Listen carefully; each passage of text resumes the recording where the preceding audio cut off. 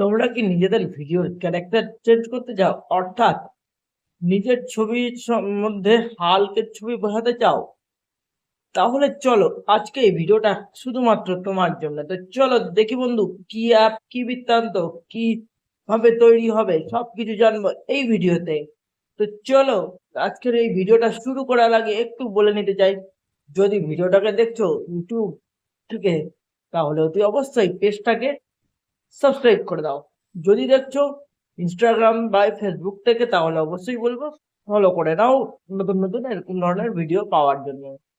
তো বন্ধু, আজ আমি এমন একটি টুল তোমাদের সঙ্গে শেয়ার করতে চলেছি, অবভিয়াসলি এআই টুল, যে টুলের সাহায্যে তোমরা তোমাদের ক্যারেক্টারকে ভিডিওর মধ্যে চেঞ্জ করে ওই জায়গায় অন্য ক্যারেক্টার বানিয়ে নিজের ফেসের সঙ্গে অন্য ক্যারেক্টার বানিয়ে ভিডিওতে আপলোড করতে পারবে। কিভাবে হবে চলো একটু জানি। প্রথমে আমাদের আসতে হবে গুগল ক্রোমে। সেখানে আমাদের এই এআই অ্যাপটিকে ওপেন করতে হবে। এরপর এর মধ্যে আমাদেরকে সাইন আপ করলে কিছু ক্রেডিটস দিবে, 200 মতন ক্রেডিটস দিবে, যার মধ্যে 150 ক্রেডিটস তোমার চলে যাবে একটা ভিডিও তৈরি করতে।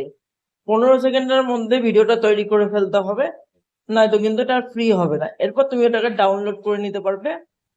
এভাবে এক একটা ভিডিওর জন্য পার ডে তুমি 200 ক্রেডিট পাবে। তো সেই ক্রেডিট দিয়ে 15 সেকেন্ড করে ভিডিও তোমাকে তৈরি করতে হবে।